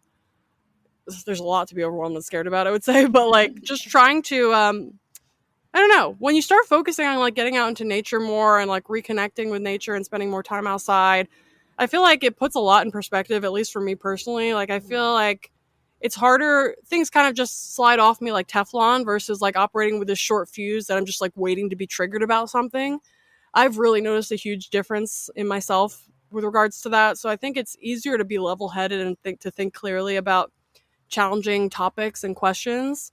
So I think that's why it's like the best place to start there. And then from that place of like equanimity, it's easier to go information foraging and like collecting different viewpoints and synthesizing them, because you're literally able to critically think better. So in general, I would say it's a hard issue to solve with regards to finding good quality information and vetting it. But I would start by trying using Google Scholar, seeing, what evidence has recently been published in your area of interest. And then from there, maybe you can go like popping around social media to see if anybody's talking about these things. And then just understanding that you're just getting somebody's perspective. It's not necessarily like the rule or the law or whatever they're saying, but just assimilating that perspective in the context of everything else that you've learned. And then you kind of just like build your own perspective over time through the synthesis of other ideas. I love that. I love that. And I couldn't agree with you more. I feel like once we're not so on the edge and just, I can feel like stuck in this toxic load that we have every single day, we can digest information better. We can critically think better. I'm seeing this in myself as well. And also, I know studies show that like 70% of antibiotics are overprescribed. And Oh, yeah. if you go into a doctor's office and you just ask a question like, why are you prescribing this? Like, why are you telling me this about my child? Whatever the question is, once you start questioning these recommendations by medical professionals, they're more likely to actually not overprescribe these things. And Wow. perhaps you actually look for different solutions and maybe look for more like a natural healing alternative if you're into that kind of stuff. It's incredible what you can do by just asking questions. Yes, I think there's just so much bullying in the healthcare space that just really grinds my gears, because I mean, I personally experienced the downside of that kind of behavior, like because all of the illnesses I had growing up, like I was on antibiotics for months at a time and nothing was helping. It just the problem kept recurring because the problem wasn't actually being addressed. We are just addressing the symptom, which was like the recurring strep. And then, I just feel like the doctors, due to like the blue light toxicity and the debt burden and all of that, they can be extremely defensive. And so if you go to your doctor and you ask a genuine question and they get defensive about it, like I would say try to get another doctor, because that's not somebody who is thinking clearly or critically, and that's going to directly externalize harm to you and your family. So shopping around for providers, I think, is a really good idea, to find somebody who's at least open-minded and like able to answer your questions without getting like a temper about it almost. Yeah, 100%. And somebody who inspires you, because I feel like doctors sometimes like to play almost God, and they're going to tell you, you can never heal from this, Yeah. or this is you for the rest of your life. You have to take steroids for the rest of your life. I listened, like, I don't know where I would be today. So these are just the things that you really need to think critically about. And if you feel a disconnect with a doctor, like, you really need to question where this is Yeah. coming from and look for somebody else. Totally. And I was actually just having a conversation with the Quantum Mom on Instagram, Kelly Bento. She's amazing. And we were talking about dentistry because she's a dental hygienist. And she was just saying how, like, well, she was describing to me the difference between reactive and preventative dentistry, and how, like, actually reactive dentistry is much more appropriate because the preventative dentistry is actually just basically trying to do a wallet biopsy, as Jack would say, like, take your money. A lot of what they're doing is just exploiting people for money, essentially. And that if you're going to a doctor, like, we have to think about what incentives are in place that may drive their treatment decision making outside of my well-being, which is a really sad state to, like, have to think that way. But just the way that our medical system is structured within the capitalist system is it misincentivizes treatments for financial gain. And we saw that really clearly during COVID as well, with, like, the ventilators and the vaccines. And it's really been a huge wake-up call for people to take the reins back for their own responsibility of their health and their family's health. And as much as that, can be scary because now the burden is on you, the responsibility is on you, the reality is we never should have been outsourcing that responsibility to begin with. We kind of just ended up in the system where that was the case. And again, I think that comes back to the light story where people become low agency and burned out, and they no longer want to think for themselves. They just want to be told what to do by some daddy figure, doctor, or government. Mm-hmm. But that's at the cost of actually having control over your own destiny, so to speak. So I think ultimately COVID was an incredible wake-up call for people, and I do see major shifts happening and people speaking up for themselves and really radically changing their lives. Now, the way I thought before COVID is drastically different to the way I think now, and also more so being out in the sunlight. And what's important is that you can make these changes. Like, you can always work on, or maybe reverse, or make some decisions that you have made in the past better. You can work on your health, and if you have children, like, you are in charge of their health as well. So educating yourself on this is so important, and playing an advocate, not being afraid of being bullied by a doctor, is so important, because they can't help themselves. Your child cannot advocate for themselves until they're older. So it's on you to really question what you're putting in their body and what is being recommended to them. Absolutely. Couldn't agree more. I think the timing for this conversation is good because I think people are receptive to this notion more than ever before in our society. 100%. I agree with you. So I know I've asked you so many questions already. You've been so generous with your knowledge and your time. I did want to ask you just two more things. So one of them is about fertility, because a lot of the people listening to this podcast are parents or want to be parents. And there is such a big issue with fertility right now. Just people just cannot get pregnant. So what are your thoughts on this, and how big of a puzzle piece in this is actually sunlight exposure? Yeah, it's huge. In particular, morning sunlight around sunrise is really important for this aspect, because when that red and infrared light, that first morning light, hits your eyes, it stimulates the production of pregnenolone by your pituitary gland. And pregnenolone serves as a precursor to all the primary sex hormones. So we see a lot of issues with hormone imbalances in women, like estrogen to progesterone ratio. We see a lot of issues with testosterone in men. Testosterone rates have been declining rapidly for the past 50 years. It's, like, unprecedented, and, like, barely anybody's talking about it. And it's pretty wild. So there's definitely a fertility issue on the side of both men and women. There's certainly going to be a role for, like, endocrine disruptors in our environments, which, again, exposure and dose to those things will decrease if you spend more time outside, because you're not in that concentrated indoor environment where they accumulate. So just getting outside is another good way to reduce your dose exposures to them. Also, just, like, opting for cleaner products in general, just being more mindful of what you put in and on your body in general is a great step to take towards that. I also recommend for women, like, we're in this world where women in the millennial generation, let's say, were pressured to be on birth control essentially from their teen years, and served as the guinea pig population for that. We have no idea the implications of being on birth control for, like, the first 10, 15 years of your childbearing era. And I think it's no coincidence that we see this rise in infertility and endometriosis and PCOS and all of these things that are related to the sex organs on this population of girls who were on birth control since high school. I think that it's highly likely to be linked.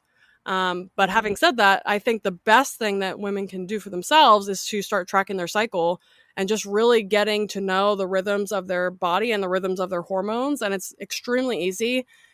There's the propaganda that we were sold around birth control, like you need to take the pill or you're going to get pregnant, is absolute garbage. Like that's just not true. You can track your hormones and it's just as effective as taking the pill with regards to avoiding any unwanted pregnancies. So I recommend using Natural Cycles, which uses the basal body temperature. You take it every morning. And after ovulation happens, within a few days, progesterone starts to go up. And that rise in progesterone triggers an increase in basal body temperature by like 0.5 to 1 degree Fahrenheit. And so that rise in progesterone signifies that you successfully ovulated.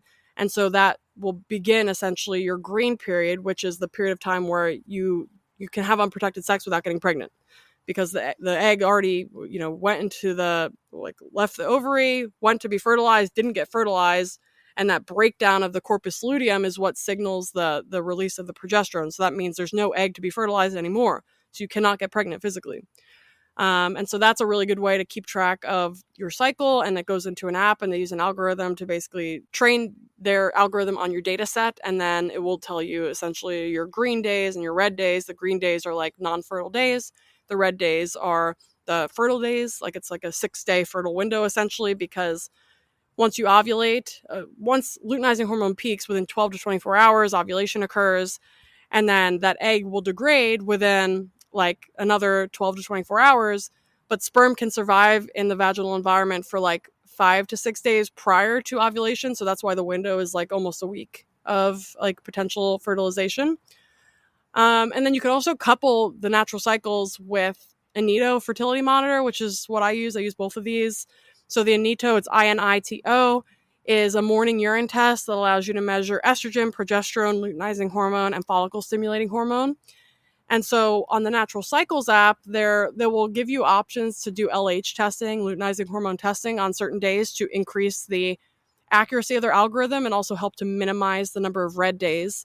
And so what I do is I use the Anito monitor on the days that they recommend doing LH, and then I can see, if LH is indeed peaking or not.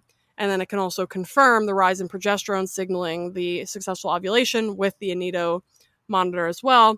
And so that's just an incredible strategy that women can use to track their cycle, to have like autonomy and sovereignty over whether or not they want to get pregnant, and also just develop a relationship to like, when my hormones are doing this, like I feel this way in my body, and understanding, also tracking within like cycles of the moon too. So typically my cycle is very much aligned with like the full and new moons, and a lot of women will experience this as well. So it's just good to be able to tap into these like more subtle aspects of the body and your biology, and be able to understand like how it's influencing the way that you're like actually feeling in your body. And then once you do that, like I feel like so many women, like we're not taught about this in school, which I think is just absolutely criminal. Yeah. And we're not taught about this. And so we don't know to actually look and see, like, am I ovulating? Am I not ovulating? Is that why I can't get pregnant? Or am I ovulating and we're just, not having sex at the right times? Like what's going on? Is it maybe the husband and not me? There's different ways to figure that out. But if you are successfully ovulating, that's a pretty good sign for you. It doesn't necessarily say that egg quality is going to be the best. And egg quality really comes back to a story of mitochondria as well. If those mitochondria are poor quality, then that egg's probably not going to be able to be fertilized, or if it does, it's probably going to be an early miscarriage. And so optimizing your mitochondrial health in general through all the things that we talked about today are all ways to be able to improve egg mitochondrial quality, which will increase likelihood of fertilization and a healthy pregnancy. And then from the men's side of the things, we can leverage things like cold sauna exercise, of course, sunlight for both sexes. In particular, cold exposure for men, if they do like an ice bath and then they exercise right after, it increases testosterone significantly. Women can increase testosterone actually from doing like an ice bath, and then you don't even have to exercise. But for men, the exercise afterwards is crucial. So if the men in your life have an issue with testosterone that's impacting their fertility, they can leverage ice and exercise. They can do, or just like cold showers as well. They can do the sunrise, of course, and that's equally beneficial for both sexes. movement in general is really great. And if you can do that movement outside, even better, because when you're demanding energy production from your muscle, if you can get that red and infrared light on your skin at the same time from the sun, you're now supporting the production of that energy. So it's a very synergistic effect. And in addition to that, if your bare feet are on the ground as well, that's going to be super beneficial because you're now also getting free electrons from the earth that's going to help to power that movement. Absolutely. Wow. This is mind-blowing information. And it's, again, so simple to do, but we're just not taught to think this way or do these things for our bodies. Because oftentimes, like, let's say you work a 9 to 5, you leave your home. Let's say you park in a garage, right? And you get in your car, you go to your office and then back into your house. Like, we don't even have exposure to sunlight, like, or if we're working from home, unless we like, I feel like just the way the society is set up right now is just set up not to be outside. So we really have to take this back into, take the reins back and just rearrange our life to make this happen, because it's doable. It's easy. Somebody was mowing their lawn. I had to mute myself. Sorry. Oh, no, that's fine. I love it. I just had trouble hearing you at the end. Did you ask me a question? No. I just said, we can take it back and we can make it happen. It's so easy, and it's affordable, and just, it seems like a big deal to rearrange like a few things in our daily routine, but it's really not. It's really not. And once it becomes a habit, it's going to feel easy. It's just a matter of like getting the new habit in place. Yes, 100%. And then last thing I wanted to ask you, because I dealt with this myself, was postpartum depression. And how do you think sunlight and this like healthier lifestyle plays a role in this? Is this something that we can prevent from happening again with the right kind of sunlight exposure and just working on our health before we get pregnant? Or what are some things we can do to help the condition once we... Yeah, so I think sun and postpartum depression is just, there's a huge link here because, again, the endorphin story that I was talking about earlier, we know that these endorphins directly improve mood, dopamine levels, felt sense of well-being, cognition, memory, just overall brain function and mental health as well. And so the more we can leverage, especially midday sun. Sorry, is this background noise really bad? It's fine. My son is about to get home too. It's gonna get loud. It's fine. We're fine. The reality. Oh my God, of course they come out right now. Anyways, the more you can leverage, especially midday sun, and get that UVB light is extremely beneficial for the endorphin production, because that UVB light is what stimulates POMC production and then gets cleaved into the endorphin products. And the one thing I'll mention there is that you want to make sure that you're getting both your skin, your naked skin, and your eyes, your naked eyes, into that sunlight in order to maximize the benefit. Because if you're wearing sunglasses, contacts, or prescription lenses, or you're wearing sunscreen, you're going to be blocking that UVB light from interacting with your eyes to stimulate endorphin production in the brain, and also with your skin to stimulate it peripherally. So we want to make sure that we're exposing as much skin as possible, and you can get like tan-through bathing suits from Kaniki is a really good brand, so that you can actually be naked in the sun without being naked. And then just making sure you have naked eyes for when you're getting your dedicated sun time is going to be hugely beneficial if we're trying to optimize for mental health and well-being. And then just anchoring your circadian rhythm as well, getting up at the same time every day, going to sleep at the same time every day, and avoiding blue light at night as much as possible, because that is really what depletes our dopamine levels and makes us feel burned out and like short fuse, and just overall makes us feel less connected. And so the more we can anchor that circadian rhythm, avoid blue light at night, and maximize especially that midday sun, it's going to be huge from a postpartum depression standpoint. This is such good advice. And, I'm excited because I do want to eventually have another child. So like knowing all this thing now, like I know I can prepare my body so much better. It's phenomenal how big of a difference we can make in our health, like prenatally and postpartum. Thank you for sharing this information. I think it's so crucial. Yeah, I think it's such low-hanging fruit, and everybody can access it at some level. Even if you live in a city, you can just find some green space. Ideally make some plans to get out of that city at some point, but that's another story. But everybody can access some nature no matter where they are. And even if you can just get your bare feet on like some concrete, if you don't even have access to some grass, that's still going to be grounding, especially if it's wet. So like if you wet the grass or wet the concrete, that makes it even more of a grounding force. the beach is like the most grounding place that you can be because the salt water essentially increases conductivity between the earth and yourself. So you're getting even more free electrons from being at the beach and like the wet sand or in the ocean. But there's so many, different ways that you can access nature and grounding and sunlight, and anything you can get is better than nothing. So don't feel like if you live in a city, there's nothing you can do. There 100% you can still get outside and get your skin out in the sun, even if you're just sitting on the pavement. I visited my friend in Queens like a few months ago, and I did the cold plunge in his place, and then I was sitting outside on the sidewalk just like in front of his gym, and like some construction worker thought I was like injured or something because I was laying in the sun, like enjoying the sun. I was like, no, this is fully intentional. Yeah, it doesn't matter if you look weird. It's worth it. It's worth Exactly. it. And actually, it'll be a good thing because then people will ask questions and then you can educate them and spread the love. Oh, 100%. I joined the gym, which is, they have classes 3 times a week, and it's at 6:15, and I wear my orange blue blocking glasses, and I feel like I always get stares, and I'm like, I don't care. Like the second I get a question about it, I'm gonna share your work with them. Yay! We love this. We love it. Well, thank you so much for coming on. You're such an amazing person to learn from. I'm so happy to have found you and to be like learning from you every single day, because you are making such an impact on everybody's lives. And I'm just so thrilled that you came on this podcast to spread some of your light with everybody listening. Well, thank you so much for having me. This was really fun.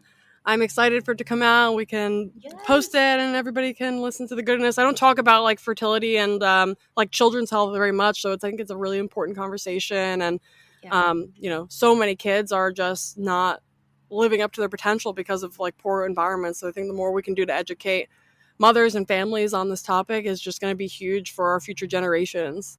And even from my background and my therapeutic background, a lot of kids, when doctors recommend help for them, like they're going to find themselves in a therapy setting, which is beneficial in many ways, but there's so many different things we can do at home and from the health perspective that these conversations are so important to have, because we can support them on much bigger level by knowing this. Absolutely. I mean, because so much of mental health and behavioral health is a story about like light and biochemistry. Like it's very fundamental. So the more we can regulate those foundational aspects of health, we're just going to get benefits to like every aspect of our health and our lives. Yes. So thank you for sharing. I can't wait to have this come out. I'm hoping like a week or two. Yeah. So then everybody can know. And thank you again for being here. Amazing. Thank you so much. Have a great weekend. You too. And I forgot to ask you, if anybody wanted to connect with you online, where can they find you? Oh, yeah. I'm on Instagram at Dr. Alexis Jasmine, JAZMYN. You can shoot me a DM on there. Follow me. I post almost every day and lots of good information in my stories as well. So that's where people can find me. Yes. And you're so responsive. You're so generous with your time. So thank you for doing that. I try. All right. Thank you. Thank you so much for tuning in today and being a part of the Livin'Sky community. I hope you learned something new and inspiring that you can apply in your life right away. If you have a minute, please leave us a 5-star review. It really helps us grow and for other parents like you to find us. If you haven't done so already, make sure you subscribe to the show wherever you listen to your podcasts so you never miss an episode. Sending you and your family lots of love. I'll catch you in the next episode.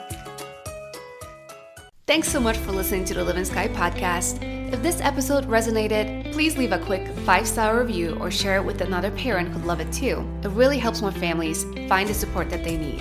And don't forget to join my newsletter at LenaLivin'Sky.com for more tips and free guides. Sending a little sunshine to your kitchen today. See you next time.